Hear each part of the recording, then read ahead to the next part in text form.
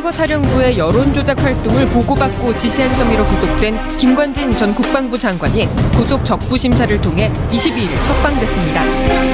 지난 11일 구속된 이후 11일 만에 법원이 입장을 바꾼 겁니다. 재판부는 범죄 성립 여부에 대한 다툼의 여지가 있어 김 전 장관의 방어권을 보장할 필요가 있다고 밝혔지만 검찰은 법원의 결정을 납득하기 어렵다며 반발했습니다. 김관진 전 장관 석방이 목전에 다다른 이명박 전 대통령 수사에 어떤 영향을 줄지 지금부터 알아봅니다.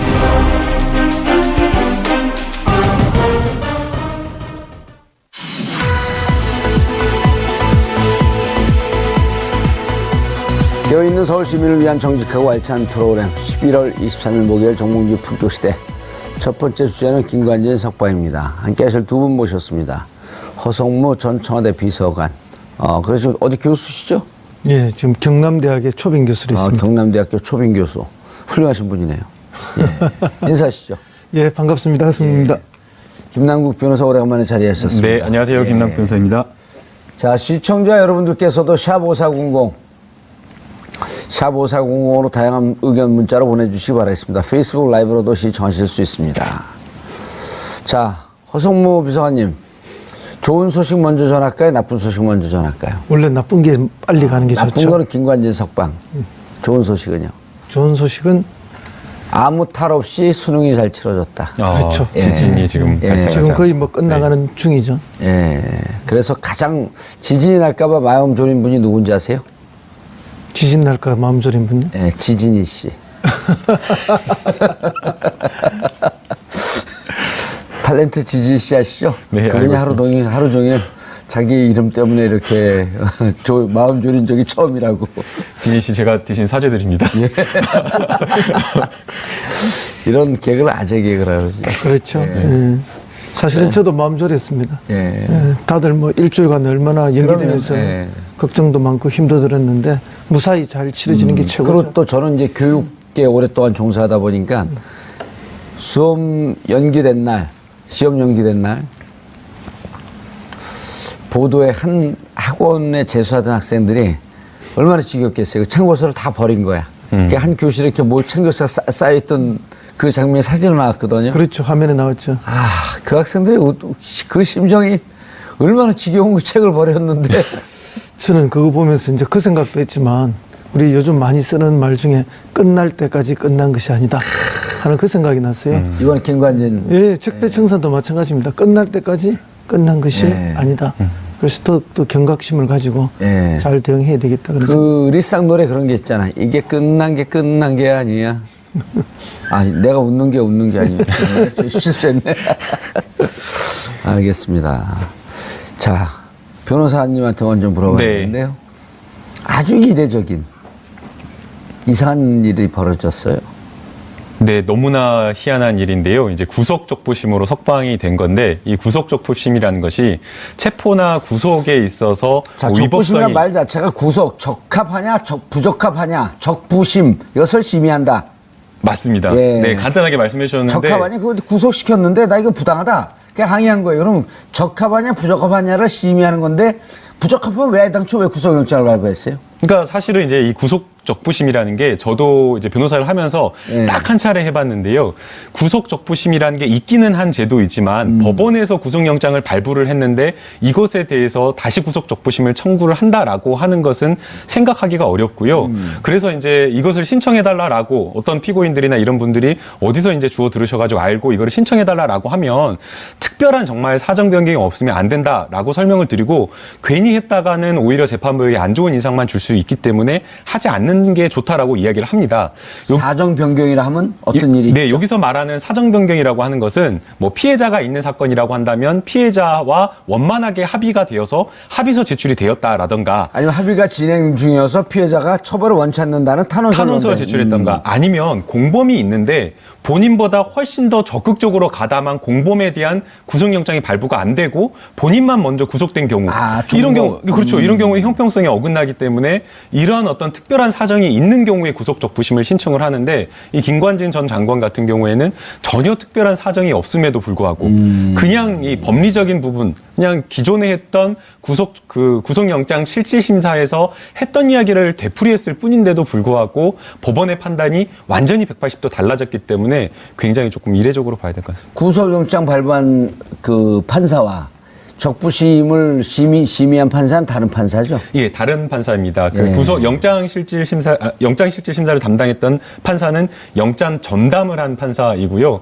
이번에 이제 구속적부심을 심사한 판사는 물론 이제 이 판사도 역시 마찬가지로 예. 신광열 판사도 2010년경에 서울중앙지방법원에서 영장 전담 판사를 한 경력은 있습니다. 아. 그러나 이제 똑같은 그 증거를 놓고 똑같은 증거 기록을 놓고 나오네. 우리 CG가 나오네요. 네, 지금 저거 이제 보고 설명해 주시죠. 강부영 영장 전담 판사는 주요 혐의의 정치 관여가 소명이 된다라고 이야기를 한 겁니다. 그런데 신광열 부장판사 같은 경우에는 범죄 성립 여부에 대해서 다툼이 있다. 그러니까 피고인의 방어권을 위해서 석방해야 된다라고 이야기를 했는데 범죄 성립 여부에 대해서 다툼이 있다라고 하는 것은 본인이 그냥 증거 기록을 봤을 때에는 이게 유죄인지 모르겠다. 유죄 심증이 확실하지 않다. 지금 이렇게 지금 표현을 하고 있는 거기 때문에 사실은 영장을 발부한 판사와 다시 똑같은 CG 증거 다시 기록을 올려주세요. 보고 완전히 다른 판단을 지금 하고 있는 왜 거라고 이렇게 봐야 될 것 급해? 같습니다. 예, 우리 PD들은 뭐가 급해 저렇게. 예? 지금 설명하고 있는데 그걸 지워버리면 어떻게 하라는 거예요? 지금 저런 분들 수능들랑 빵점이에요. 예, 계속 얘기하시죠. 네, 그러니까 다시 한번 설명을 드리면 예. 범죄 성립 여부에 대해서 다툼의 여지가 있다라고 지금 이야기를 하고 있지 않습니까? 예. 그렇기 때문에 영장이 발부가 되려면 기본적으로 범죄 혐의에 대해서 어느 정도 소명이 돼야 되는데 거기에 대해서 나는 그 검찰의 소명을 받아들일 수 없다라고 지금 이야기를 하고 있는 거거든요. 그리고 그다음에 방어권 보장할 필요가 있다. 그럼 신광열 부장판사에게 물어봐야겠어요. 그럼 구속된 사람은 다 방어권이 보장이 안 되는 건가요? 말이 안 되는 거죠. 말이 안 되는 거죠. 아니 구속된 사람도 변호사 접견을 하고 자기 증거를 해서 변호사를 통해서 방어권을 충분히 발휘하고 있고 그다음에 구속하는 이유는 증거인멸이나 공범들과 말맞춤 이다음에 김태호 지금 그 전략기획관이 지금 소환 임박한 거 아니에요? 네, 그러니까 이게 문제가 되는 게 뭐냐면 저희가 이제 증거 기록을 꼼꼼히 보지 않는다고 하더라도 예. 보도가 된 내용만 보더라도 사실은 이 김관진 전 장관에 대한 정치 관여가 인정이 되고 있습니다. 예. 왜 그러냐면 그 저기도 보세요. 또 그다음에 예, 단순하게 그 사이버 심리 전단에 그 일을 했던 사람들이 그건 좀 이따 얘기하고 네. 일단 우리 PD들이 저 그래프 빨리 가져가려고 그래요. 빨리 넘기려고. 얘기해. 예. 증거 인멸에 염려가 있다 그랬어요. 강부영 판사는. 그런데 신광열 부장판사는 뭐라 그랬어요? 주거가 일정하고 도망하거나 증거 인멸 염려가 없다라고 지금 이걸 평가를 하는데요. 근데 박근혜 대통령 주거가 일정하지 않아서 구속시켰네요. 뭐 중간에 이사 갔잖아요. 삼성동에서. 아니 근데 이거 영장 나온 후에 이사를 가지고. 예.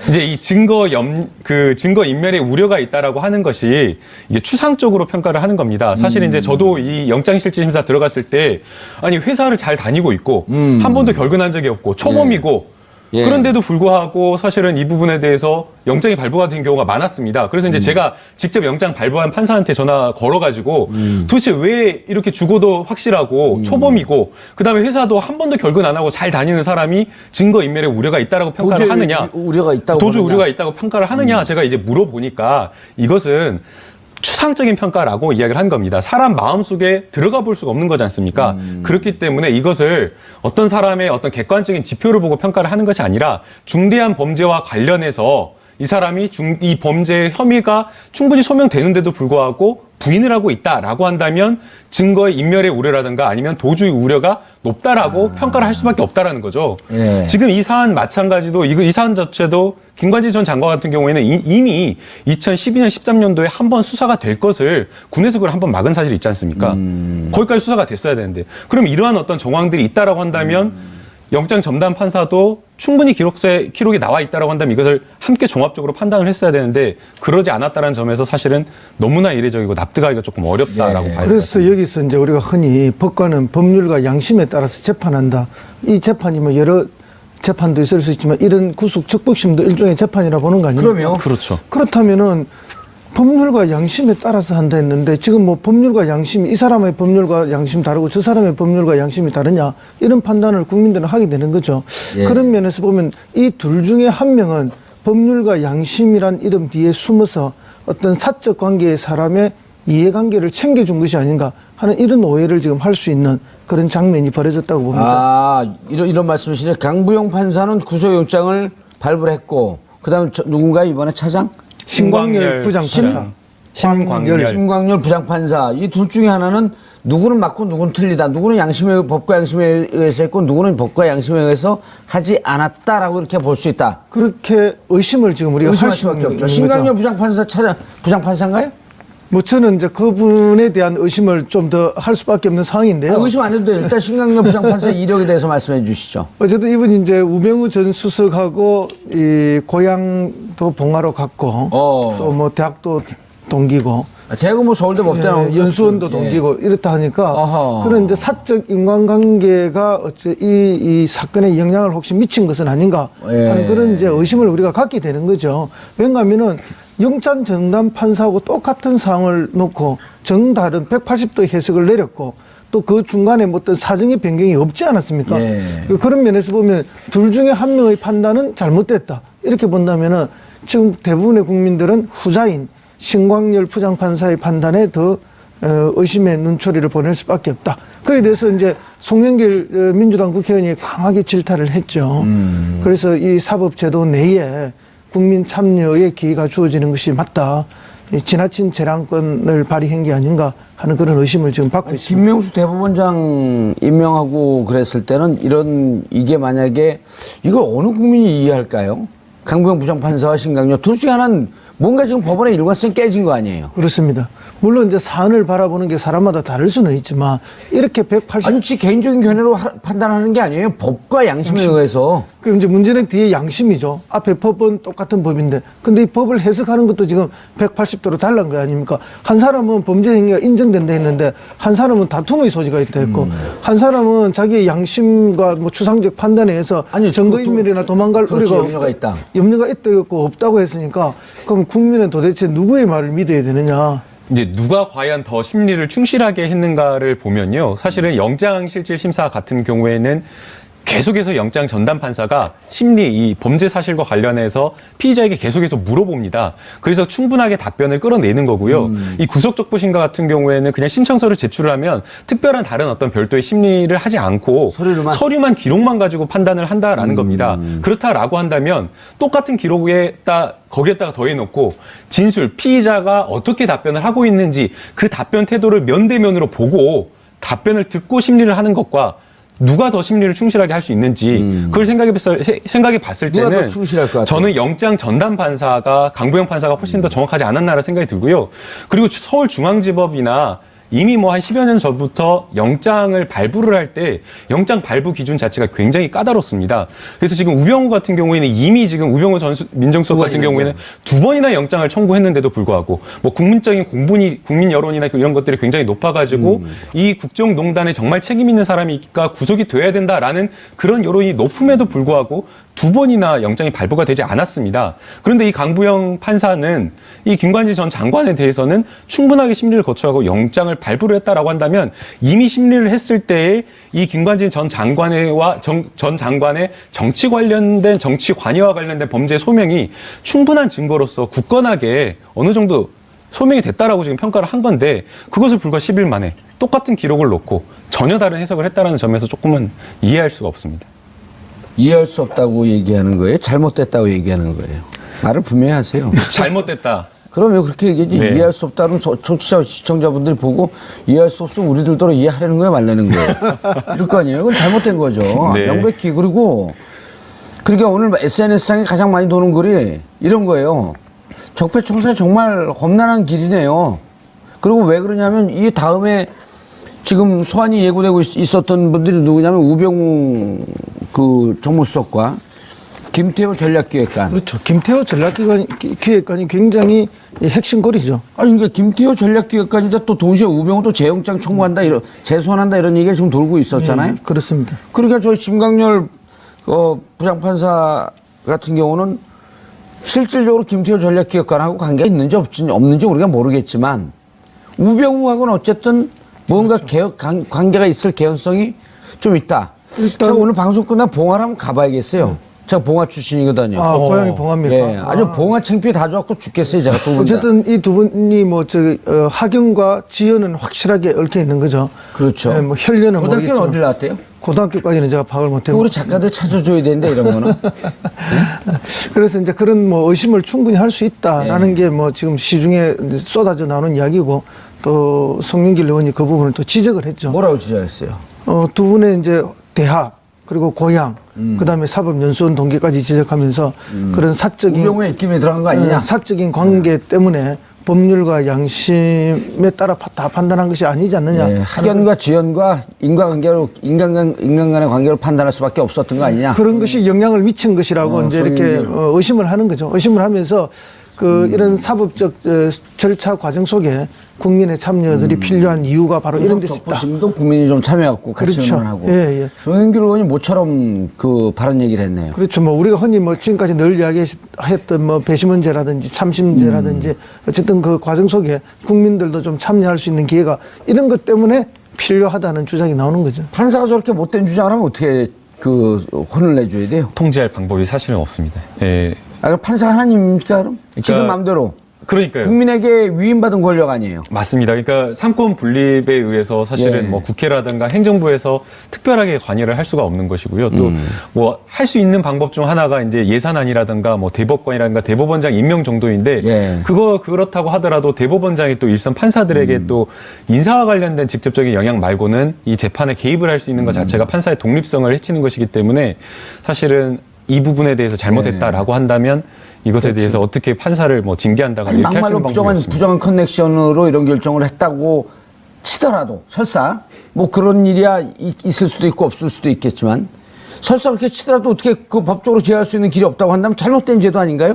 예를 들어서 지금 뭐 이제 그 국회의원도 몇 번 출마해 보시고 그랬지만 가장 국민에게 적절하게 위임받은 건 선거제도밖에 없거든요. 물론 선거제도가 이제 뭐 가장 권위 있는 예. 위임받은 제도이긴 합니다만 사실은 이제 법관의 이런 독립이라든지 법률과 양심에 따른 판단을 독립적으로 보장해주는 그거는 뭐 올바른 일이고 맞습니다. 근데 이제 잘못했을 때, 그것을 이제 권력을 잘못 악용했을 썼을 때 어떻게 할 거냐. 네. 별 방법이 없는 거죠.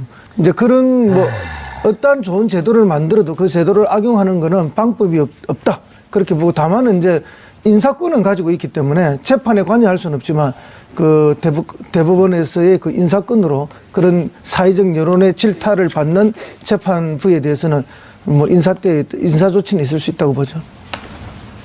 자, 사이버 여론조사 여론 조작을 실한 이태하 전 사이버 사령부 심리전 단장 올해 2월 항소심에서 징역 1년 6월 선고받았단 말이에요. 네. 이분이 그 JTBC에서 보도할 때 이태하 심리전 단장과 연재국의 옥도경인가요? 옥도경 그 사이버 사령관과 통화한 내용이 있었거든요. 그렇죠. 이거 나 혼자 다 죽으란 얘기냐? 장관이 잘한다고 표창장 준 거 아니냐는데 자, 요 밑에 사람입니다. 심리전 단장은 네. 국방부 장관, 사이버 사령관, 그다음에 심리전 단장 이렇게 층층하층 있는데 심리전 단장은 현장에서 실행을 담당한 사람은 구속이 됐어요. 1년 6월을 받았어요. 맞습니다. 그러니까 이제 심리 전단자, 그러니까 지시를 받고 했다라고 하는 사람은 구속이 돼서 실제 실형을 받아가지고 항소심 재판 진행 중에 있는 상황이고요. 옥동경 연재국은 지금 부르지도 않았잖아요. 그 다음에 국방부의 정책비서관도 현재 김관진 전 임관빈 국방부 정책비서관도 역시 마찬가지로 똑같은 혐의로 구속되어 있는 겁니다. 그런데 지금 김관진 전 장관은 안 됐다라고 지금 이야기를 하고 있는데 밑에 있는 사람들이 보고를 했다라고 지금 상세하게 이야기를 하고 있고요. 네. 이 군 사이버 심리 전단이 어떻게 움직였는가라고 이야기를 하면 자체적으로 움직인 것이 아니라 청와대에서 어떠한 정책과 관련된 심리 전단 활동을 하라라는 그런 지시를 받고 매일같이 일일 보고를 하고 어떻게 활동했다라는 걸 보고를 하고 보고를 받고 이런 것을 했다라는 겁니다. 그리고 또 그 보고나 지시 받은 그런 것들을 보게 되면 굉장히 은밀하게 그 시건 장치가 되어 있는 서류 봉투에다가 인편으로 해갖고 전달한다거나 아니면 작전이나 이런 것들을 하는 비밀리에 쓰는 국방부 전산망을 통해 가지고 보고를 했다라고 지금 이야기를 하고 있는 상황이고요. 그렇기 때문에 사실은 이와 관련된 블랙백을 통해 갖고 전달했잖아요. 맞습니다. 네, 그러니까 이해할 수 없다라는 거죠. 단순하게 이 밑에 있는 사람들의 어떤 진술만 있고 그런 진술만 있는 상황에서 부인을 한다라고 하면 모르겠습니다. 그런 것이 아니라 김관진 전 장관이 심지어는 보고를 받았다고 본인이 읽었다라고 사인까지 체크까지 한 그런 것까지 있는데도 불구하고 관여가 입증이 안 된다? 이해할 수 없는 거죠. 아니, 이해할 수가 없는 게 아니라 잘못된 거죠. 자, 이 심광열 이분은 어떻게 해야 됩니까? 그러면 아무런 대처를 못 취하나요? 아무런 대책이 없죠. 그 이제 유일한 대책은 지금 이제 국민들이 덜 끓는 여론이죠. 예. 그리고 지금 온라인상에서 별로 이렇게 뜨겁지 않지 않나요? 아니, 오늘 뭐 하루 종일 좀 뜨거운 것 같은데요. 굉장히 이것 때문에 뭐 방송도 그렇고 모든 곳에서. 근데 그럼 심광열 부장판사죠? 수석 부장판사입니다. 고법 부장으로 갔다가 고법에서 이제 서울중앙지검 수석 부장판사 같은 경우에는 한 등급 높은 직급이어서 고법 부장이 지금 하고 있습니다. 예. 그렇다고 한다면 지금 이 시간에 실검순위에 올라오지도 않았어요. 어젯밤에 이미 풀려나서 시간이 좀 지났죠. 그런데 이제 어쨌든 뭐 이 사건은 굉장히 당혹스럽고 방금 말씀하신 것처럼 이 김관진 전 장관 안보실장이 구속이 돼야만 또 추가적인 조사를 통해서 그다음에 김태호 전략기획비서관과의 연결고리를 찾아내는 건데 사실상 그러면 지금 법원이 그 수사를 가로막은 이런 형국이 되어버렸거든요. 그러다면 이제 드디어 꼬리 자르기에 성공하는 것이 아닌가. 그러면 이제 가장 지금 수사가 한계에 봉착하는 그런 국면으로 왔다 보입니다. 그럼 검찰청 입장에서는 다시 구속영장을 청구할 수도 없는 것이고 뭐 할 수는 있겠지만 어떤 뭐 변화된 또 영장 내용을 만들어낼 수도 없는 것이고 굉장히 난감한 순간이다 이렇게 보입니다. 김남욱 변호사님 군대 갔다 오셨어요? 예, 갔다 왔습니다. 병장 만기 전역입니다. 병장이죠? 네. 예를 들어 병장이 구속이 돼요. 무슨 군대 일로. 그럼 병장은 자기 자의적으로 해갖고 병장 구속되고 상병 구속되고 일병 구속되고 이병 구속되고 다 구속이 돼요. 어떠한 그 집단적 잘못된 행위 때문에 그럼 누군가 명령을 받았을 거 아니에요. 예, 맞습니다. 병장이 명령 내렸고 저기 그 뭡니까 휴전선 군사분계선 북으로 총 쏘라고 이렇게 명령 내릴 수 있어요? 불가능하죠. 불가능하죠. 그 병 상호 간에는 군을 대상으로 민간인을 대상으로 해서 사이버 심리전을 해라. 종북 좌파라고 댓글 달아라. 이걸 병장이 할 수 있어요? 할 수가 없는 거죠. 완스타가 할 수 있어요? 국방부 장관의 지시가 있어야지 하는 거 아니에요, 이게? 이게 사실은 이게 어마어마한 일이지 않습니까? 국방부 장관이 지시할 수 있어요, 이거를? 국방부 대통령이 장관도 안 나서면 안 되는 거 아니에요? 예, 맞죠. 그러니까 국방부 장관도 이것을 하기가 쉽지가 않은 거죠. 왜냐하면 왜냐하면 총장이 나서서 이거 합니까? 만약 국방부 장관, 사실 국방부 장관 신분은 군인이 아닙니다. 그렇죠. 예. 만약에 이 국방부 장관이 이런 지시를 군대에다 내렸다라고 한다면 합참의장이라든가 각 참모총장이 난리가 나는 거 아니겠습니까? 그런데 이것을 합참의장이나 해당 육군의 참모총장을 뛰어넘어가지고 보고라인을 보게 되면 청와대를 직보하고 청와대 지시를 받았다라는 것을 보게 되면 이것은 청와대의 직접적인 어떤 개입이 있다라고 볼 수밖에 없는 것이고요. 사실은 이런 사이버 심리전단이라고 하는 것은 북한을 상대로 하는 어떤 그런 어떤 심리전 활동인데 도대체 이것을 왜 청와대에서 관리하고 회의하고 지시하고 이해할 수 없는 거지 않습니까? 그거 자체로 문제가 있다라고 봐야 되는 것이고요. 그 과정 보고라인 속에 김관진 전 장관이 있다라고 한다면 그거 자체로 사실은 범죄의 혐의의 소명이 굉장히 높게 됐다라고 봐야 되는 겁니다. 김태호 못 부르겠죠, 이제 이렇게 되면? 부를까요?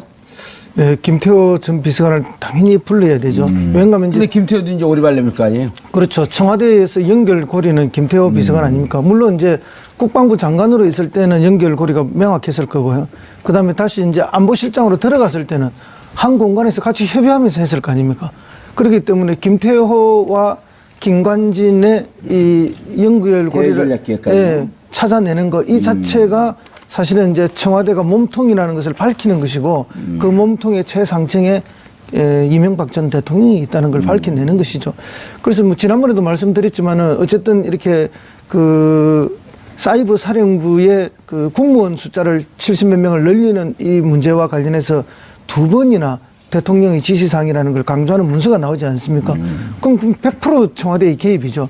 그리고 그의 최종 지시자는 이명박 대통령이지만 실행자, 그 실행자가 구체적으로 누구겠느냐 했을 때는 김태호 전략기획비서관이기 때문에. 그렇죠. 그리고 김태호가 김관진을 통해서 김관진이 옥동이나 연적을 통해서 그다음에 이태하로 내려가는 이 고리인데 하하 이제 이게 끊겼다고 봐야 되나요? 끊길 가능성이 높다고 봐야 되는 거죠. 뭐 그렇다고 해서 완전히 끊긴 건 아닌데, 근데 불구속 상태에서 재판을 한다면은 이게 뭐 끊어진다고 봐야 안 되겠습니까? 이게 사실은 그 김관진 전 장관 같은 경우에는 이명박 전 대통령으로 이어지는 그 수사의 그 연결 지점이기 때문에 저는 검찰에서 힘들다라고 생각을 하더라도, 김태호를 그리고 부른다. 예, 여러 가지 부담이 있다고 하더라도 김태호를 불러서 수사를 해야 된다고 생각이 되고요. 아마 뭐 여러 가지 다 부인을 할 것으로 생각이 됩니다. 특히나 뭐 이명박 전 대통령의 굉장한 뭐 신복이고 측근이라고 지금 불리는 사람이기 때문에 부인을 한다고 하더라도 불러야 되고, 만약 유의미한 어떤 진술을 얻을 수 없다라고 한다면 지금까지 검찰에게 이 범죄 혐의와 관련된 소상한 어떤 진술, 유리한 진술을 해준 사람들을 다시 한번 불러가지고 더 구체적인 어떤 진술을 또 끌어내는 게 필요하다고 보이고요. 그래서 어떤 그 진술이나 이런 것들, 그리고 또 빠뜨렸던 서류가 있다라고 한다면 그런 것들을 다시 한번 재정비를 해서 김관진 전 장관에 대한 영장을 다시 한번 좀 청구하는 게 필요해 보입니다. 다른 증거 찾아야 되잖아요, 그러려면. 제일 강력한 거는 이제 서류 증거인데요. 근데 이제 어쨌든 이 건으로 네. 그 형법을 보게 되면 같은 동일한 건으로는 재청구를 못 한다 이렇게 되어 있거든요. 아니 이제 다시 이제 똑같은 건을 못 하는 게 아니라 그냥 이제 똑같은 그것만으로는 안 되는 거고 새롭게 이제 수사를 해가지고 추가적인 증거나 이런 것들이 있으면 영장을 재청구를 할 수가 있습니다. 김관진 장관도 돈을 먹었을 텐데, 그렇죠? 저 그 특활비를 안 받았을까요? 당연히 봤죠. 받았을 예, 가능성이 그 특활비 증거가 나오면 딱 떨어지는데 제가 한번 찾아볼까요? 근데 이제 이 국정원에서 온 특활비를 받았을런지 아니면 이제 국방부 내에 특활비를 썼을지 그거는 알 수가 없는데, 아마도 국방부 내에도 특활비가 있기 있죠. 때문에 근데 그걸 써서 그거는 이제 또 내부에서 노출되니까 경력금을 좀 받지 않았을까? 가능성은 충분히 있죠. 왜냐하면 지금 국정원이 지난 그 앞 대선이죠. 대선에서 어쨌든 국군 사이버 사령부를 움직이기 위해서 국정원에 돈을 많이 썼지 않습니까? 예. 그렇다면 그게 이제 사이버 사령부를 넘어서 김관진 전 장관이나 안보실장에까지도 전달됐을 가능성, 개연성은 남아있다고 봅니다. 그래서 이제 그런 결정적 증거가 나온다면 이거는 뭐 완벽하게 어떤 수사가 되겠죠. 근데 이제 사실은 지금 이 부장판사님 왜 이런 판단을 내렸는지 우리가 뭐 짐작만 여러 가지를 하고 있지만, 만약에 이 부장판사님의 판단대로 범죄 소명에 뭐 다툴 여지가 있다, 범죄 이렇게 해서 무죄라는 심정을 가지고 이렇게 했다면은, 그러면 사이버 사령부가 아주 독자적으로 댓글 사업을 했다는 거 아닙니까? 공작을 했다는 건데, 그럼 사이버 사령부가 합참의장이나 또 육군 참모총장의 지시도 없이, 또 청와대의 지시도 없이 독자적으로 국방장의 지시 없이 했다면은 그거야말로 거의 뭐 이게 군기문란이고 준반란에 가까운 일 아닙니까? 국정농단이죠. 예, 농단을 넘어서 이거는 뭐 거의 준반란에 가까운 짓을 한 거 아닙니까? 그럼 국군 통수권이 어디로 간지 흔적도 없어진 거 아니? 그렇죠. 이건 있을 수 없는 일이죠. 국기문란 중에 국기문란인데, 만약에 그 판사님의 생각대로라면은, 그럼 이 사건이 그야말로 사이버 사령부에 독자적으로 일어나서 독자적으로 진행된 진짜 어처구니 없는 그런 수준이다. 이건 어느 국민이 납득할 수 있겠습니까? 예. 김남국 변호사님 네. 모처럼 나왔으니까 오늘 이따 끝날 때 네. 심광열 차장 형사수석부장. 고법 네. 부장판사인데 이분한테 욕만 하지 말고 육두문자를 쓰게 되면 이제 우리가 그 방송에서 잘려요. 김남국 변호사는 안 잘려요. 제가 잘려요. 이 자리가 탐나면 욕을 하셔도 되고, 이 자리가 탐나지 않으면 이따가 영상 편지, 그런 분들한테 편지 보내기도 싫은데 영상 택배. 영상 택배. 예. 그렇죠? 네. 영상 택배 한번 날려주세요. 네, 알겠습니다. 보든 말든. 예. 국민들은 보고 있습니다. 알겠습니다. 좀 준비하고 계세요. 네. 제가 이제 지금부터 질문 안 할 테니까. 자, 우수석 소환은 어떻게 되고 있죠?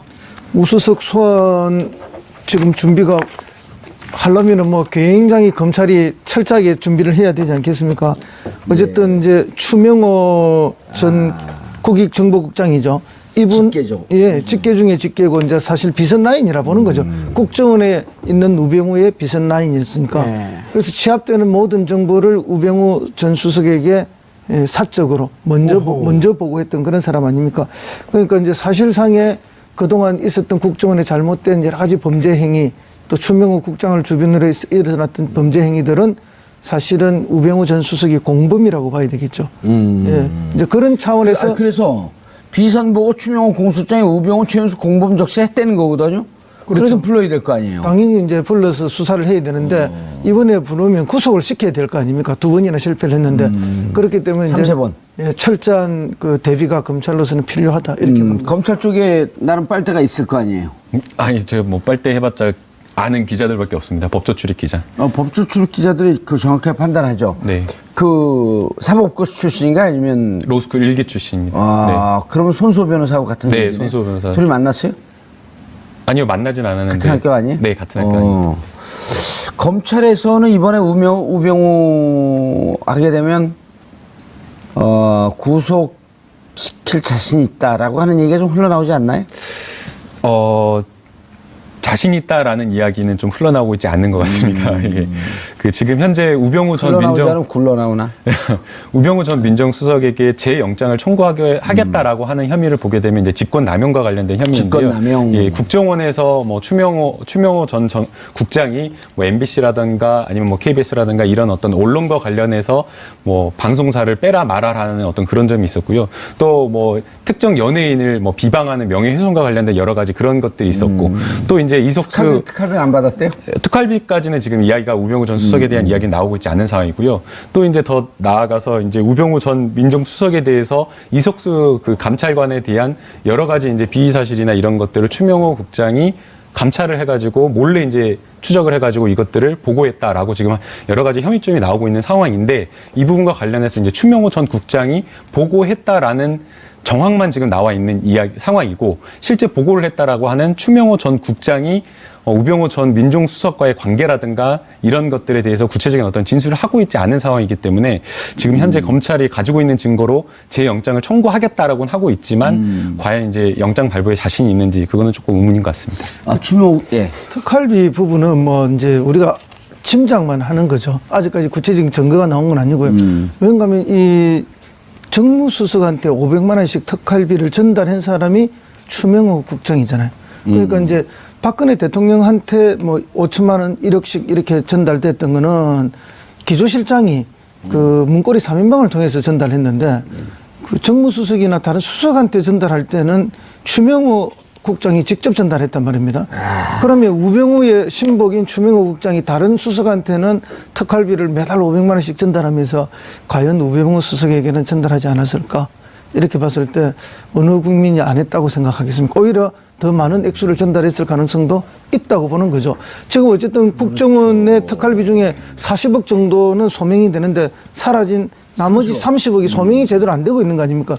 그 중에 상당수 일부가 크기도 갔을 가능성이 있다라는 것이 지금 일반의 추측입니다. 그렇죠. 30억, 사라진 30억이 여권에 흘러오지 않았을까, 당시에. 예, 여권 정치인에게도 가고, 예. 여기에도 일부 가고, 뭐 갈 데가 뻔하지 않습니까? 우병우한테 갔다 이렇게 보시는 거예요? 저는 뭐 이런 정도의 관계에서 안 갔다는 것은 그거 더 안 갔으면 그게 더 이상하죠. 저는 견해가 좀 틀려요. 우병우 수석에게 간 게 아니라 우병우 수석에게 많이 갔다. 그래서 뭐 특히 이제 민정 같은 경우에는 뭐 청와대 내에서 이제 민정수석실 직원이 굉장히 많거든요. 많아요. 네, 뭐 제일 요 청와대 출신이군요. 예. 민정수석실 파워가 제일 세기도 하고 왜냐하면 인사검증을 거기서 하기 때문에 결국은 청와대 내에서 최종 파워는 민정수석실입니다. 뭐 정무수석실이 뭐 더 힘이 좋다 선임수석이다 하지만 결국은 민정에서 모든 정보와 자료를 다 쥐고 있기 때문에 그것을 아니다 하면은 그냥 더 이상 진행이 안 되는 거죠. 그렇기 때문에 이제 가장 큰 힘을 갖고 있는 또 그리고 자기 직계 빚은 라인인데 남들한테 주면서 자기 직계 그 라인의 보스한테 안 줬다. 이상하죠. 이해하기 어려운 일이죠. 그는. 그리고 이제 우병우 수석 같은 경우는 또 집에 돈이 많기 때문에 돈에 욕심이 없을 것이다라고 이렇게 보는 사람들이 많은데 그건 반대죠. 돈 많은 사람이 더 돈에 욕심이 많죠. 그래서 돈이 많은 거니까. 그러니까 소고기 먹는 사람들 소고기 더 먹고 싶어 하니까요. 예. 오늘 모든 수험생들이 소고기 먹었으면 좋겠네. 우병우 수석. 네. 뭐로 걸릴까요? 지금 검찰에서 준비하고 있는 게 뭐예요? 분명히 잡긴 잡았다 이렇게 얘기든 나오는데. 잡기는 잡았다라고 지금 이야기가 나오는데 결국에는 이제 직권남용 혐의와 관련된 부분을 다시 한번 하지 않을까라는 생각이 듭니다. 이번에 이렇게 까끌까끌한 장갑을 잡았다 그러는데 못 빠져나가게 미끌해서 미끌미끌. 그러니까 지금 이제 그 우병우 전 민정수석과 관련된 이제 공판이 벌써 20차까지 진행되고 있는 상황인데 그 우병우 전 민정수석이 했던 어떤 직권남용, 민정수석실에 했던 여러 가지 뭐 CJ에 대한 고발을 해라라는 거라든가 여러 가지 직권남용 혐의와 관련된 부분에 대해서는 민정수석실에 함께 근무했던 행정관들이나 이런 사람들이 법정에서 나온 이야기를 보게 되면 이 우병우 전 민정수석에 대한 그 혐의 자체를 입증하는 진술을 하고 있지 않고 있습니다. 그러니까 고발이나 이런 것들이 그냥 민정수석실의 업무다라고 하면서 지금 이렇게 진술을 하고 있는 상황인데 지금 현재 그 국정원과 관련된 연루되어 있는 부분은 우병우 전 민정수석과 직접적으로 관련이 있는데도 불구하고 함께 일했던 사람들은 우병우 전 민정수석에 대한 충성심이나 이런 것들은 좀 부족할 것으로 보입니다. 물론 이제 추명호 전 국장과 같은 경우에는 본인의 어떤 혐의를 부인하기 위해서 우병우 전 민정수석에 대한 혐의도 부인하는 것이지만 그 밑에 추명호. 그냥 일선 그 추명호 전 국장이 아니라 뭐 그 밑에 있는 그 직원들. 밑에 있던 그냥 실행했던 직원들은 이미 진술을 다 하고 있는 상황이기 때문에 우병우 전 민정수석과 관련된 부분이 들어서 한 것이라도 있다라고 한다면 아니면 혹시 본인이 본소리라도 있다라고 한다면 그 부분에 대한 진술을 검찰에서 털어놓았거나 털어놓을 것으로 보이기 때문에 기대를 조금 해볼 수는 있을 것 같습니다. 교수님. 여러 가지 논란 속에서 과연 전 정권에 대한 부담 때문에 이명박 전 대통령을 소환할 수 있겠느냐 이런 우려 섞인 얘기가 많았었는데 증거가 자꾸도 넘치게 나왔단 말이에요. 물론 이게 몇몇 변호사들은 그런 얘기를 하더라고요. 이게 일반인 기업이었으면 10번도 더 넘게 구속됐는데 전직 대통령이라고 하는 것 때문에 좀 더 꼼꼼하고 조밀조밀한 증거가 필요하다. 완벽한 증거가 준비하느라고 시간이 좀 걸렸다. 뭐 이제 소환해서 그때부터 조사해서 뭘 얻으려 하면은 그거는 이미 실패되는 거죠. 신분 자체가 전직 대통령이고 또 그런 차고 넘치는 증거가 이때도 소환 자체가 부담스러운 것도 사실입니다. 그건 왜냐하면 특수한 신분이었기 때문에 그런 것이고 또 그분을 지지했던 정치 세력들이 있기 때문에 더더구나 그런 건데요. 지금 여론조사를 보면 아주 그 미묘한 변화가 하나 있습니다. 부산, 경남, 울산 쪽에서의 그런 미묘한 여론조사의 변화는 이 적폐 청산과 관련해서 정치 보복이라는 게 다른 지역보다 조금 더 높게 나옵니다. 이제 그런 면에 있어서 어떤 보수 세력의 결집이라든지 이런 거에 대한 정치적 부담이 없을 수는 없습니다. 그러나 이제 지금 적폐 청산에 대해서 적폐 청산이 국민 통합을 해치는 거라고 우리가 볼 수 없는 거거든요. 진정한 적폐 청산이 돼야만 그 다음에 진정한 국민 통합이 일어날 수 있기 때문에 검찰은 있는 그대로 수사하는 것이 맞다. 어떤 검찰이 너무 정무적 판단을 할 필요가 없다. 그렇죠. 정무적 판단은 정치하는 사람들이 하는 것이고 그에 대한 책임도 정치하는 사람이 지는 것이지 검찰이 정치를 하려고 들면 안 된다. 저는 그렇게 봅니다.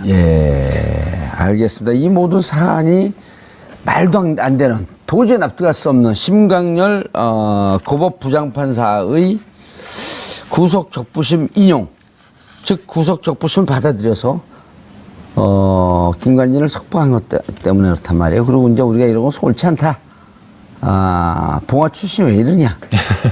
서울대 법대 출신 19기가 왜 이러냐 이렇게 얘기를 하는데 이제 우리 신광열 부장판 우리가 아닙니다. 주셨습니다. 신광열 부장판사에 대한 영상 메시지를 좀 보내야 되겠죠. 영상 메시지가 아니라 영상 택배라 그랬어요. 네. 그냥 영상 편지 딱 찍었고 쓰레기 통에 버릴까? 영상 쓰레기라 그러게. 네? 영상 폭탄으로 하죠, 그럼. 영상 폭탄. 네. 알겠습니다. 팩폭. 네. 시작하시죠. 자, 심광열 부장판사에게 보내는 김남국 변호사의 영상 쓰레기. 네. 그 신광열 부장판사님, 그 법관의 판사가 하는 판결이라고 하는 것은 모든 국민들에게 납득이 돼야 된다라고 이야기를 들었습니다. 그렇기 때문에 그 법관의 하는 말이라든지 법관이 쓴 판결문이라든지 모든 것이 다 국민들 상식에 맞아야 된다라고 생각이 되는데 이번 판결은 정말 상식에도 맞지 않고 법률에도 맞지 않다라고 생각이 됩니다. 지금 김관진 전 장관이 저질렀다라고 하는 범죄는 단순하게 군인이 정치관여했다라고 하는 것이 아니라 우리 헌법이 가지고 있는 정말 지켜야 되는 민주주의를 심각하게 훼손한 것이고 거기에 또 더 나아가서 저 광주 출신인데 광주 사람 호남 사람 뽑지 말라라고 하는 연고지에 따른 차별까지 한 그 헌법에서 정말 금지하고 있는 차별 금지 원칙까지 훼손한 정말 중대한 헌법 위반 사안입니다. 그런데도 불구하고 정말 증거가 차고 넘치는데도 불구하고 구속영장을 발부한 그 영장 전담 판사의 판단을 존중하지 않고 이렇게 석방했다라는 거, 국민들 분노하고 있다라는 거 반드시 알아주셨으면 좋겠고요. 향후에 또 다시 한번 이런 어떤 중대한 판단이 있을 때에 정말 본인이 양심과 본율에 따라서 판단을 하고 있는지 다시 한번 좀 생각해 주셨으면 좋겠습니다. 예, 알겠습니다. 이건 역사의 기록으로 남는 겁니다. 그렇죠. 네. 그리고 어성모 비서관님도 한마디 하시겠어요? 예. 예. 뭐 저는 변호사가 아니라서 그렇게 예. 좋은 말로 표현을 못 하겠고요. 예, 방금 우리 김남국 변호사가 이렇게 영상 폭탄을 전달했는데 영상 쓰레기. 예. 그 법원 내에 있는 폭탄 변호사가 잘 제거되었으면 하는 바람입니다. 아, 알겠습니다. 신강렬 부장판사의 판결, 구속 적부심 인용에 대해서 국민들이 어떻게 받아들이는지 한번 이거 나중에라도 여론조사를 좀 해봤으면 좋겠고요. 본인에게 주어진 권력, 국민이 준 위임받은 권력을 이렇게 사사롭게 쓰라고 위임한 거 아니지 않습니까? 국가의 미래를 위해서, 정의로운 법의, 집행을 위해서 쓰라고 했는데 그렇게 쓰인 것 같지 않습니다. 이런 분들은 바로 즉각 감옥에 보내는 제도가 있었으면 좋겠어요. 정봉주의 품격 시대에서는 여러분의 소중한 의견 받습니다. 샵 5400으로 주제에 맞는 다양한 의견 문자로 보내주시기 바라겠습니다. 100원의 정보 이용료가 부과됩니다. 자, 두 분은 인사하시고요. 예. 여러분은 지금 생방송으로 여론조사기관 리얼미터가 TBS 의뢰로 포항 지진 직후 정부의 수능 연기 결정에 대한 국민 인식을 조사한 결과 잘했다는 응답은 83.6%, 잘못했다는 응답은 12.8%를 기록. 자유한국당 지지층과 무당층을 제외한 모든 지역, 연령, 지지 정당, 이념 성향에서 잘했다는 인식이 압도적으로 높은 것으로 나타났습니다. 지난 15일 경북 포항에서 규모 5.4의 지진이 발생한 뒤 정부는 수능 일주일 연기라는 결단을 내린 바 있습니다. 당장의 수능보다 수험생의 안전이 더 중요하다고 판단한 겁니다. 사상 초유의 사태를 겪은 50분 만의 수험생들은 연기된 수능 날인 23일 좀 더 단단해진 마음과 실력으로 시험에 응했습니다. 한편 문 대통령의 11월 4주차 국정수행평가를 집계한 결과 긍정은 73.1%, 부정은 22.3%를 기록했습니다. 박근혜 정부의 국정원 특수활동비 상납 의혹 수사 상황과 포항 지진에 대한 정부의 신속한 대처 등이 맞물리며 지지율 상승으로 이어진 것으로 분석되고 있습니다. 특히 60대 이상 대구, 경북, 충청권, 수도권에서 주로 오른 것으로 확인됐습니다. 각종 이슈에 대한 여론 동향을 분석하는 시간, 여론조사 전문가와 함께 지금부터 자세한 이야기 나눠봅니다.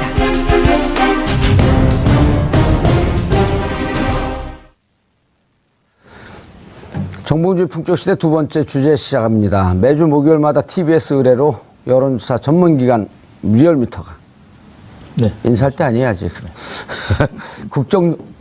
이거 뭐예요? 왜 쑥 내려? 리얼미터와 함께 TBS가 여론조사하고요. 저 처음이었고 잘 못하는데. 막 내려, 자기 맘대로. 국정 지지율 주요 현안에 대한 여론 동향을 알려주는 시간입니다. 자, 함께 하실 분. 박시영 여론조사 전문가. 여길 먼저 소개해야 되는데, 여기가 더 전문가인데. 네, 그렇게 하시죠. 예, 자, 이택수 여론조사 전문가. 네, 안녕하세요. 이택수입니다. 예. 자, 여론조사한 것을 갖고 이택수 전문가보다 더 전문가인 척하는 박시영 전문가. 네, 반갑습니다. 윈지코리아 컨설팅의 박시영입니다.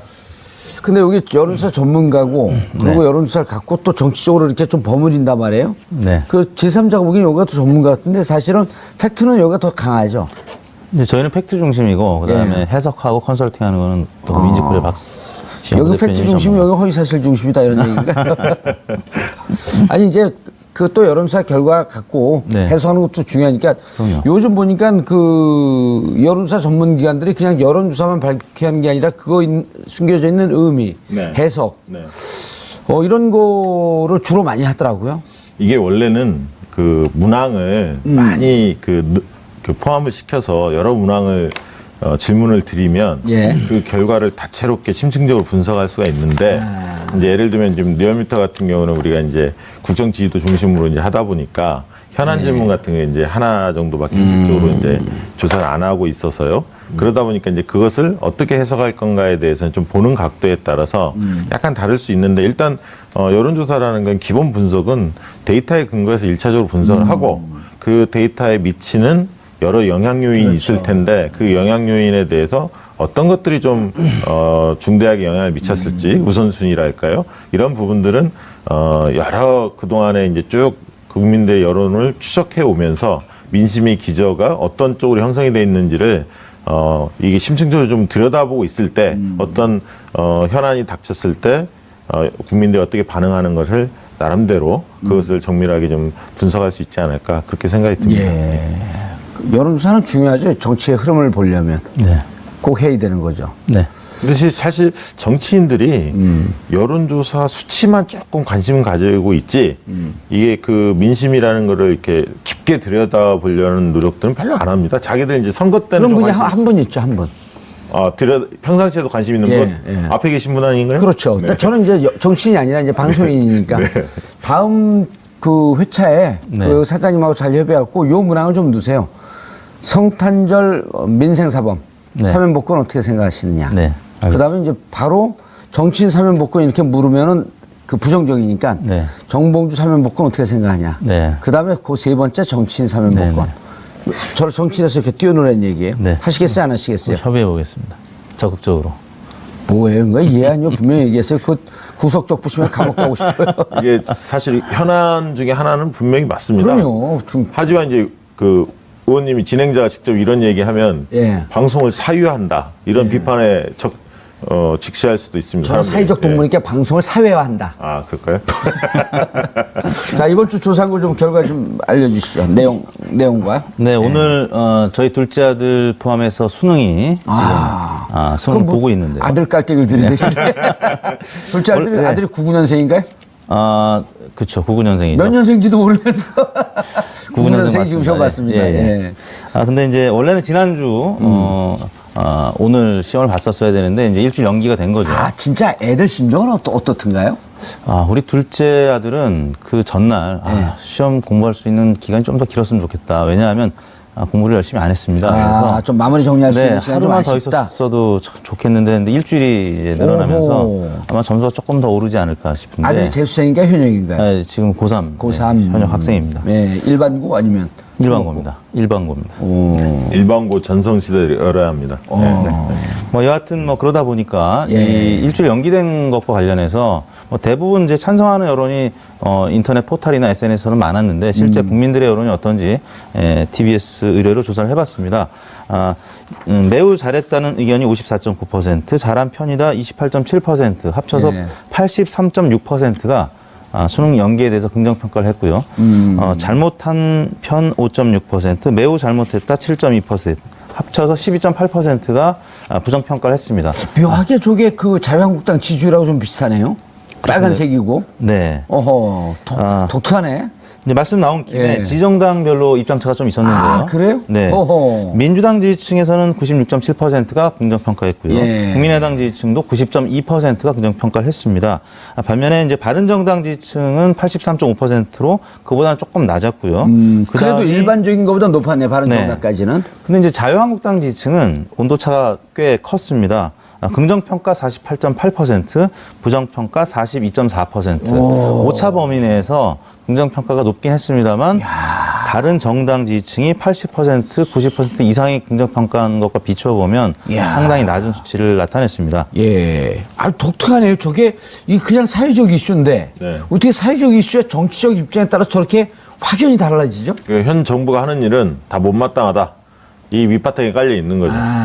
뭘 잘해도 예를 들어갖고 예. 자유한국당 지지자들은 국민 기본소득을 갖고 이달에 100만원씩 나눠주겠다 그래도 반대할 것 같은데요? 퍼주기다. 예산 낭비다. 퍼주기도 안 받겠다. 일단 받기는 받고. 그건 모르겠습니다. 근데 이게 좀 재밌는 게 독특하네요. 예. 진짜 재밌네요. 예. 어쨌든 지금 적폐청산에 대하여서도 예. 정치 보복이다. 이런 어떤 공격을 하지 않습니까? 그러다 보니까 국민 대다수 80% 넘게 찬성하는데 자꾸 고립되는 느낌이 좀 들죠. 그리고 자유한국당이 최근에 주목도가 좀 많이 떨어집니다. 똥볼이라고 하는데 헛발질들을 가끔 하죠.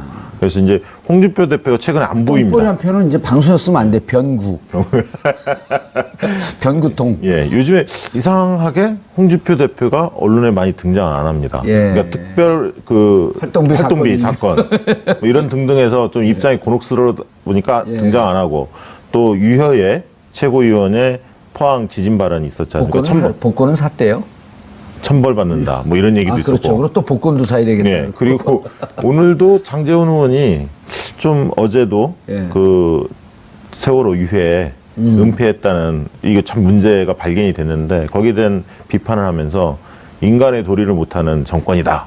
이렇게 발표하다 보니까 그러면 세월호를 그동안 자유한국당 어떻게 대해 왔는지를 우리 국민들이 알기 때문에 그러니까 호재가 있는데 그걸 잘 살리지 못하고 오히려 너무 이렇게 과도하게 정권 비판 쪽으로만 나서다 보니까 국민적 공감대를 못 얻는 것 같습니다. 묘하네요. 세월호에 대해서 제가 기억하고 있는 것은 제가 세월호 가족들하고 오랫동안 같이 있으면서 특히 현재의 야당 쪽 입장은 이런 입장이 많았었잖아요. 교통사고보다도 더 적게 죽은 숫자인데 뭐 그거 그렇게 호들갑을 떠느냐. 수학여행 가다 그 죽은 것을 사고 난 것을 왜 국가가 책임져야 되느냐 이런 입장이 다수 아니었었나요? 네, 그렇죠. 예. 예, 그런 것들을 이제 국민들이 다 알고 있기 때문에. 그런데 이제 와서 인간의 도리를 못한다. 그럼 자기들이 지금까지 인간의 도리를 못해왔다. 이런 건 자백한 건가요? 글쎄요, 그게 본인들은 짐승이다 이걸 선언한 것으로 우리가 해석을 해야 하나요? 요즘 뭐 짐승돌이 유행하긴 하지만.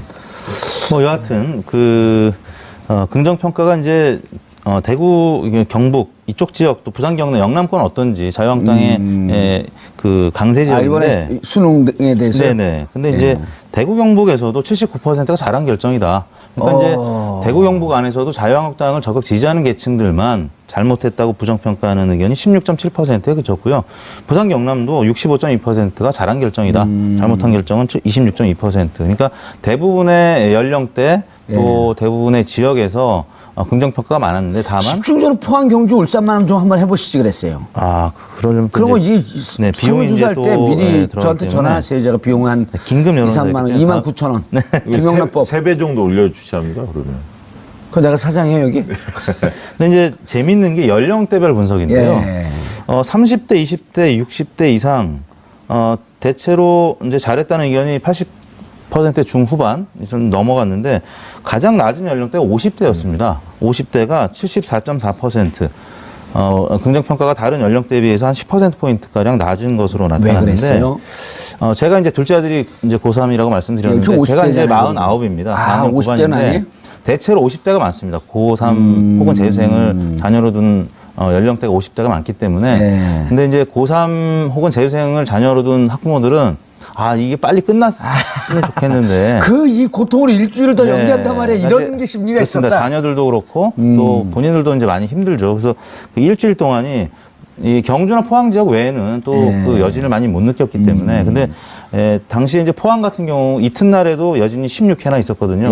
3.0 이상 또 여진이 계속됐었기 때문에 당연히 이제 포항 지역 혹은 경주 지역 수험생들은 불안해서 만약에 시험이 지난주에 강행이 됐었다라면 여러 가지 부작용이 있었을 겁니다. 이제 그런 차원에서 잘했죠. 많은 국민들이 80% 이상 지금 긍정평가를 하는 건데. 다행히 오늘 또 수능이 진행되고 있는데 특별한 사고는 없었고요. 여진이 조금 전에 이제 보도를 보니까 1.7, 그러니까 체감되지 못하는 여진이 한 번 있었다고 하는데요.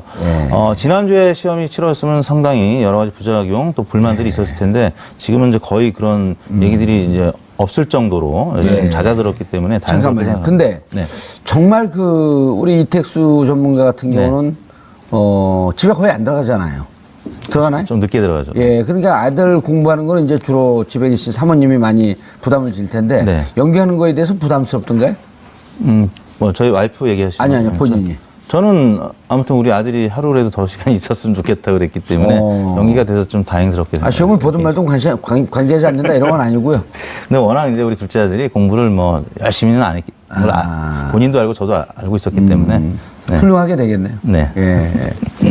이번에 과정에서 대통령의 리더십이 굉장히 빛이 났습니다. 이제 나중에 이제 설명드리겠습니다만 지지도하고도 연결이 됐는데 뭐 보도에 많이 됐었지만 이게 최초에는 수능 연기 계획이 없었다는 거 아닙니까? 수보회의 할 때만 해도 청와대 자체적으로 비서실장 주재. 근데 대통령이 지진 발생하자마자 1시간 뒤에 귀국을 했는데 바로 수보회의를 열어서 그런 얘기를 했다고 합니다. 꼼꼼하게 지적을 하시면서 만약에 영어 듣기 평가할 때 이 지진이 발생하면 뭐 정전이 된다든가 유리창이 뭐 흔들려서 제대로 못 보는 상황에서 어떻게 할 수 있느냐 이런 식으로 계속 지적하다 보니까 그렇다면 현장의 분위기를 좀 더 정확히 알아보자 해서 내려가라 그랬더니. 김부겸 장관을 급한 거죠, 포항에. 그래서 들어보고 나서 아 이건 연기를 해야겠다 해서 8시 20분에 부랴부랴 김상곤 부총리가 교육부총리가 연기 발표를 일주일 연기 발표를 했는데 몇 시에 한 거예요 그게? 8시 저녁? 20분 예 저녁에 그렇기 때문에 다 전달이 안 되는 사람도 있더라고요. 보니까 휴대폰을 아예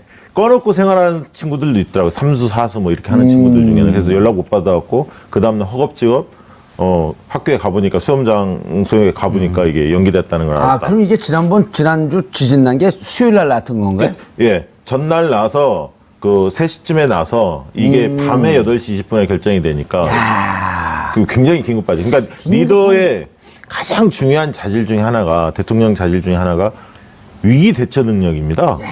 근데 위기 대처 능력이라는 거는 빠른 결단력이 필요하거든요. 그런 측면에서 이번 과정들을 보면서 대통령이 안전이라는 문제와 공정성이라는 문제 두 가지를 굉장히 중요하게 바라본 겁니다.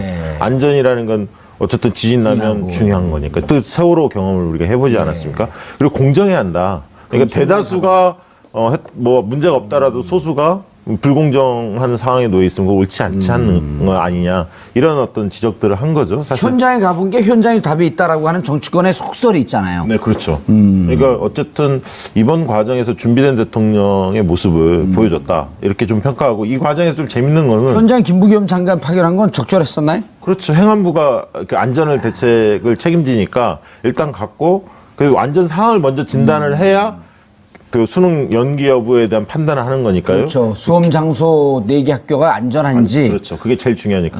그래서 두 분이 이번에 빛이 났어요. 김상곤 교육부총리하고 김부겸 장관이 빛이 났는데 김상곤 교육부총리 같은 경우는 현 정부의 정책 중에서 가장 마음에 안 드는 정책도 쭉 뽑아오면 교육 정책이 제일 높게 나왔었습니다. 그동안에. 다른 정책에 비해서 좀 불만의 강도가 좀 있었거든요. 또 이번 과정에서 좀 존재감이 좀 드러났고요.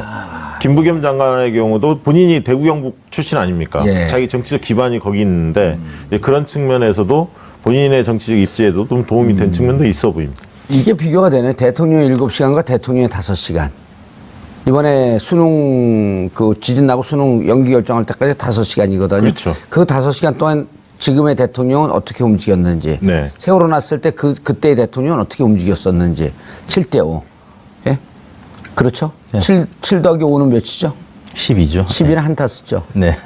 이게 위기 매뉴얼이 딱 있어야 10이는 하는데 한다스라고요. 예, 다스? 한다스라고요. 좀 얘기를 듣고 넘어가세요. 예. 예. 그 한다스는 누구 겁니까? 그 저기 포항에 계셨던 분 아니에요? 아니요. 5하고 12는 그냥 한다스예요. 다스?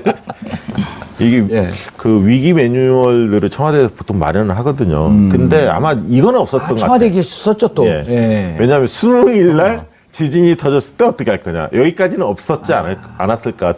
굉장히 특수한 상황이기 때문에 그런 측면에서 매뉴얼이 없었을 때 이거를 리더가 빠르게 판단하는 게 맞아요. 굉장히 중요하다는 거예요. 아니 그런 것 때문에 우리 국민들이 5천만 국민들이 선거라고 하는 아주 어묵한 절차를 통해서 우리가 위급할 때 어떻게 해달라고 권력을 위임하는 거 아니에요? 그렇죠. 예. 권력을 위임하는데 시술 받으면 안 되잖아요. 그렇죠.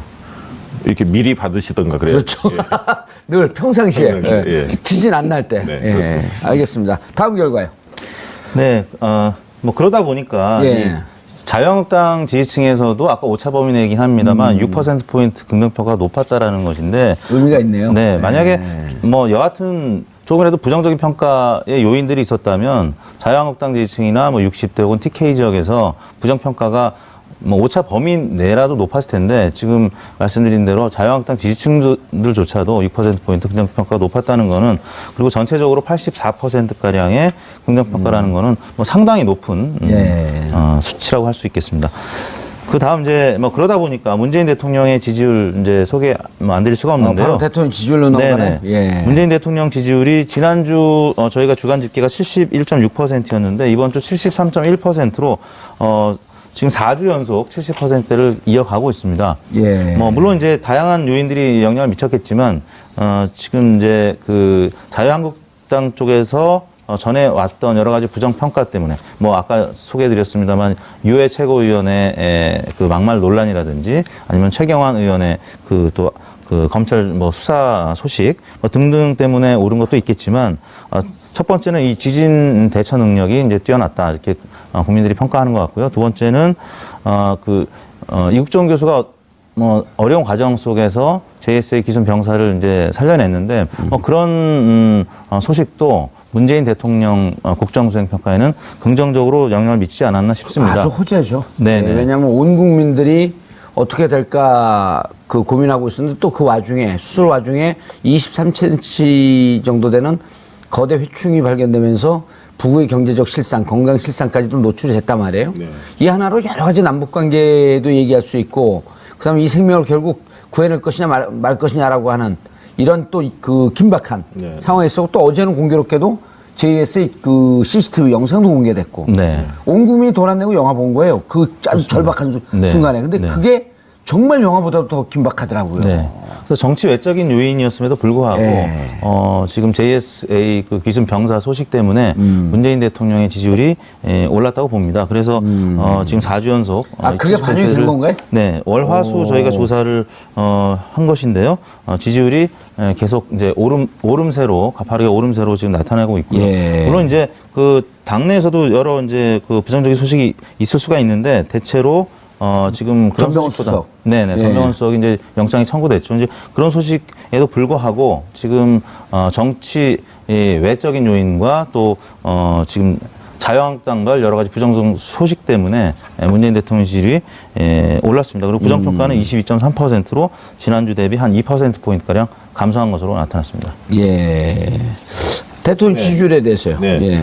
그러니까 뭐 대통령이 잘해서 하는 것도 있지만 제가 볼 때는 아까 했던 야당이 제 몫을 못하고 있는 것도 영향을 미치는 것 같아요, 사실은. 그거 크죠, 그게. 예, 그게 아까 이제 그 홍준표 대표 얘기도 했었고, 장제원 유효의 이 의원이나 이런 분들의 이제 발언 얘기도 했는데, 사실은 이제 국민들한테 최경환 그 의원의 그 메시지도 상당히 충격적이었죠. 왜냐하면 자기가 개인적으로 받은 돈이 있다면 대구역에서 할복을 하겠다. 동대구역. 동대구역에서 할복을 하겠다. 굉장히 센 워딩을 썼거든요. 이제 이런 것들이 싫어해요. 예, 이런 것들이 국민들한테 굉장히 뇌리 깊게 박힙니다. 그리고 결국 할복 안 할 거 알거든요. 그리고 또 밝혀졌고요. 예. 진술이 있었지 않습니까? 그래서 이게 뭐 사실에 부합하는 거 아닌가 국민들이 좀 보고 있는 거고요. 이런 면들이 좀 맞물렸고.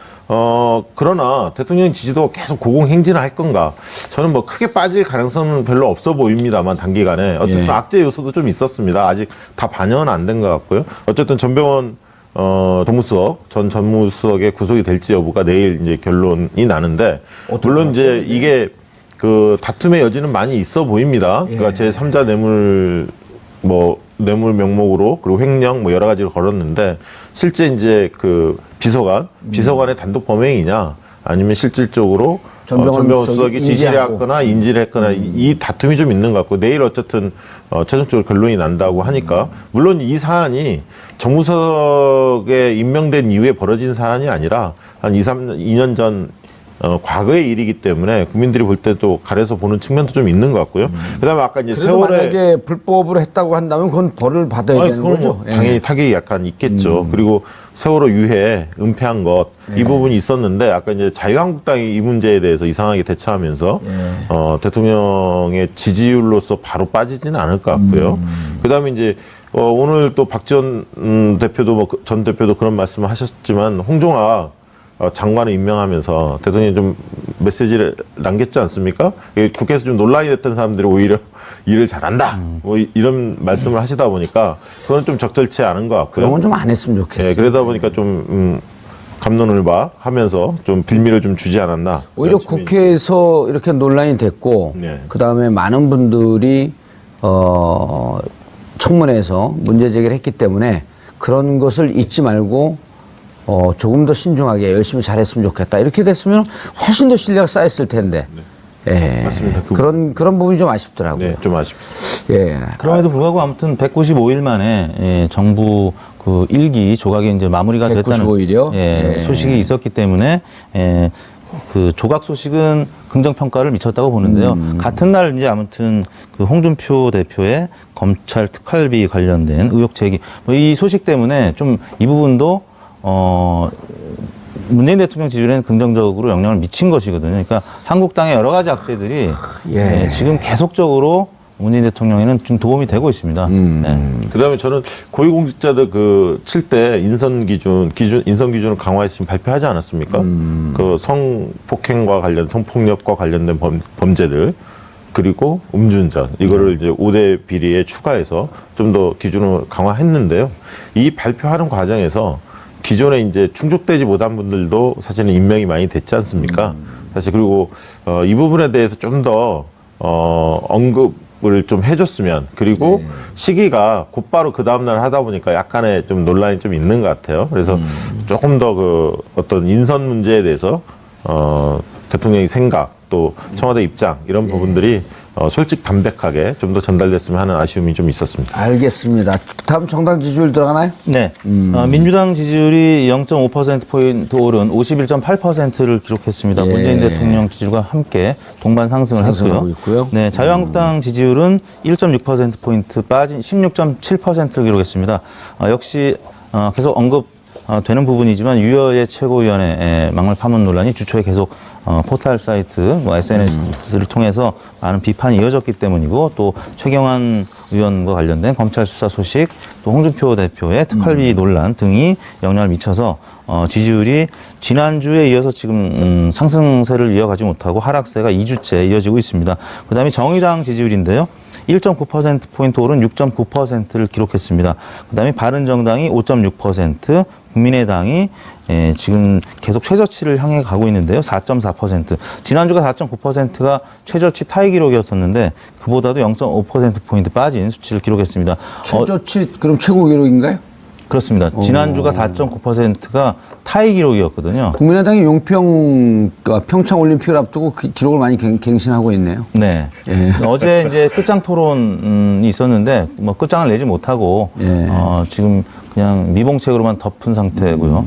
여전히 당이 이제 깨어질 위기에 지금 처해 있기 때문에 지지율이 계속 빠지고 있는 것 같고요. 정의당은 김종대 의원 파문이 있었음에도 불구하고 지금 이제 홍종학 의원에 대해서 이른바 정의당 데스노트 이번에는 이제 홍종학 의원에 대해서는 이제 찬성 입장을 나타내면서 문재인 정부가 드디어 1기가 조각이 마무리될 수 있는데 좀 기여를 했죠. 그래서 정의당에 대해서는 좀 긍정평가가 김종대 의원 파문에도 불구하고 지금 좀 있었던 것 같습니다. 그래서 김종대 의원 파문은 반영이 안 된 거죠, 지금? 반영이 안 됐다고 해야지, 어제부터니까. 네, 현재까지는 반영이 뭐 크게 되지는 않은 것 같습니다. 네, 아직 조금 더 지켜봐야 할 것 같은데. 김종대 의원도 액면 내용을 또 파고 들어가 보면 이국종 교수를 비판한 게 아니고 일반론을 얘기한 건데 그것을 네티즌들이 쌈을 붙인 것처럼 보여요. 근데 그 발언을 들어보면 그거는 약간 빌미를 준 측면이 있죠. 워딩 자체가 조금 문제가 있죠.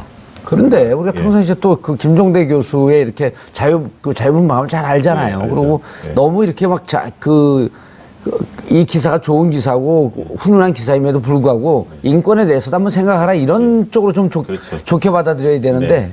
근데 이제 정의당이 좀 묘한 게요. 좀 호재가 있으면 호사다마라고 꼭 악재가 되게 터져요. 지난번에도 심상정 그 전 대표께서 우리은행 채용 비리 이걸 폭로하지 않았습니까? 공장에서. 그래서 이제 그 금융권들도 채용 비리에 대해서 사실은 이제 수사가 전면화됐는데요. 그런 뭐 성과들이 좀 있으면 이런 건이 꼭 한번 터집니다. 과거의 메갈리아 논쟁도 마찬가지고 좀 좋았다가 좀 꺼지고 그래서 좀 상승세를 크게 이어가지는 못했는데 앞으로 좀 정의당이 조금 더 국민적 지지를 획득하려면 한 10% 좀 넘었으면 좋겠어요. 그러려면 의원들도 좀 잘해갖고 정의당 당원들이 조금 더 적극적으로 좀 그 활동을 해야 하는데 그런 게 그렇게 눈에 잘 보여지지는 않는 것 같습니다. 민주당에서 정의당으로 몇 명 좀 이렇게 그 입당을 했으면 좋겠어요, 의원들이. 그건 구태 아닙니까? 왜요? 정의당 좋아하는 사람들이 있거든요. 아니, 그거 꼬주고 막 이런 게 민의의 왜곡되는 거 아니에요? 정청래 의원 이런 분들은 좋아하잖아요, 정의당. 물어보셨습니까? 정의당에서 싫어한다, 진짜. 그래요? 본인은 좋아하는데 정의당에서 싫어한다. 근데 그 이택수 대표님께 한번 여쭤보고 싶은데 제 진행자는 아닙니다만 안철수 지금 대표께서 바른정당하고 이게 통합론이 계속 상당 기간 좀 이어질 것 같은데 안철수 대표 측에서는 어떻게 보실 것 같은 느낌이 드세요? 손해인 것 같으세요? 아니면 이익으로 보실 것 당장은 손해 본다고 생각을 할 것 같아요. 근데 네. 지난번 이제 비밀 여론조사 당내에서 이제 그걸 두 번 했죠. 실시했다가 네. 근데 두 번 다 그렇게 노출을 시켜요? 네. 그러니까 어떻게 보면 이제 좀 오늘도 의도적인 나왔던데 하나? 의도적인 예. 걸 수도 있죠. 이제 중앙선거 여론조사 심의위원회 홈페이지에도 등록이 됐었는데요. 아무튼 공개가 됐음에도 불구하고 비밀 여론조사라는 이제 수식어가 여전히 붙고 있는데 그 조사에 따르면 바른정당과 국민의당이 합쳤을 때 시너지가 가장 높은 것으로 나타났고 그리고 2등으로 올라가는 수치를 기록했거든요. 대략 그 1차 아니에요? 1차 10월에 조사했던 거. 이번에도 오늘인가요? 발표 또 나왔습니다. 그 조사 결과, 한국 리서치에서 나온 네네. 결과. 뭐 그런 조사가 또 있다 긍정적이에요? 보니까 네, 그 포인트는 두 가지였는데 정당 지지율은 2등으로 올라가는데 야당의 대표 주자가 누구냐라고 물었을 때 전국에서 유승민 대표가 1위였고요. 예. 그다음에 2위가 홍준표, 3위가 안철수였는데 호남에서도 유승민이 1위였고 안철수 대표가 2등인가 이렇게 좀 뒤처지는 것으로 그렇게 그러면 조사가 그렇게 됐습니다. 합당했다가 또 유승민한테 밀리면 또 탈당할 거 아니에요? 근데 이제 지금 봤을 때 안철수 대표는 그 길만이 살 길이다. 자기가 차기 대선을 위해서 이렇게 확고하게 생각하신 것 같고요. 그러다 보니까 아마 지금 당장의 지지율에 별로 연연해 하지는 않는 것 같아요. 좀 떨어진다 하더라도 어떻게든 통합을 성사시키면 반등할 수 있다. 이런 어떤 희망적인 근거만 가지고 계속 좀 밀어붙이는 거 아닌가. 좀 그렇게 생각이 좀 들고요. 그러면 이게 과연 박지원 전 대표나 정동영, 천정배 등 호남 중진들이 과연 당을 뛰쳐나올 것인가. 이 안 문제가 나오죠. 좀 사실 관전 포인트인데 물론 그런 분들이 일부는 나올 수는 있습니다만 쉽지는 않을 겁니다, 아마. 왜냐하면 자, 그럼 어떻게 예. 됩니까? 그걸 한번 보시죠. 만약에 뛰쳐나오지 않으면 통합한다고 했을 때 통합은 어떻게 그 당 전당대회를 거쳐야 되잖아요. 그럼요. 전당대회 거쳐야죠. 그 전당대회에서 반대하면 어떻게 되는 거예요? 반대하면 통합이 좌절되는 거죠. 당대표 사퇴해야죠. 그럼 자중질환으로 쭉 빠질 거 아니에요? 그럼요. 근데 지금의 당원 구조가 예. 통합적으로 조금 흐를 가능성도 있습니다. 왜냐하면 지금 그 당원의 상당수는 또 안철수 대표를 지지하는 분들이 꽤 많거든요. 그러니까 지난번 당대표 선거에서도 안철수 대표가 승리하지 않았습니까? 50몇 %인가 지지를 받았는데요. 그렇기 때문에 호남 베이스를 가진 당원들도 있지만 안철수 대표를 지지하는 당원이 상당수 있기 때문에 전당대회까지 가면 어떻게 될지는 모르겠고요. 특히 이제 원외 지역위원장의 경우에는 안철수를 지지하죠. 안철수 대표를 지지하는 그룹이 좀 더 많다고 봐야죠. 왜냐하면 호남 대체적 현역들이고 나머지 원외는 호남 외의 지역들의 의원들이기 때문에 거기에서는 어쨌든 연대나 통합이 유일하다 이렇게 보는 분들이 상당수 있을 거라고 보여지기 때문에 만약에 그 국면으로 간다면 박지원 전 대표 같은 경우는 탈당할 가능성이 좀 더 높다고 봐야죠. 예를 들면 마지막 지금 남은 수가 도지사 선거 이런 것들인데요. 예. 차기에. 그러니까 자기 정책 계산에서 이게 맞지 않는다면 중진들은 그럴 수 있다고 봅니다. 그러나 이제 호남 초선들의 문제가 있죠. 경쟁력이 높지 않기 때문에 예. 과연 홀로 나와서 몇몇 모였다고 해서 그분들이 차기 총선에 살아남을 수 있을까에 대한 확신이 없기 아니 그래도 때문에. 어쨌든 그쪽으로 갈 수 없으면 20명 정도 수를 맞춰갖고 원내 교섭단체를 만들려고 하는 노력을 하겠죠. 아니, 그러니까 그 새싸움의 문제입니다. 그러니까 이 뭐 평화개혁 세력 예. 이 그룹이 20명 과연 넘겨야 20명 된다. 가깝게 모을 수가 있느냐. 이게 이제 1차 관전 포인트겠죠. 그게 예. 힘이 있다. 가능성이 있다라고 보여진다면 통합 추진하는 속도도 좀 제어가 될 거고 이분들도 얼마든지 그 이제 넷을 이제 이해하겠죠. 몇 명 당원이 민주당 의원이 입당했으면 좋겠다는 게. 그 과거에 DJP 연대할 때 네. 몇몇 그 국민의의 의원들이 그 JP 쪽에 그 정당에 가지 않았습니까? 네 명인가 백이선 의원도 기억이 나고 그렇죠. 몇 명 있었지 않습니까? 이른바 꼬주기. 예. 그 성공했잖아요. 근데 그 당시는 몰라서 지금은 시대가 좀 바뀌었지 않습니까? 예. 예. 아니 만들고 이제 제가 또 예. 이쪽 새로 나오면 탈당하면 제가 또 그 당에 가주면서 나를 따르러 하면 또 의원들 한 3, 아직 40명. 사면 복권도 안 되셨는데 안 됐으니까 가는 거죠. 아무 이렇게 아니 안 됐으니까 가는 거죠. 되면 안 가죠.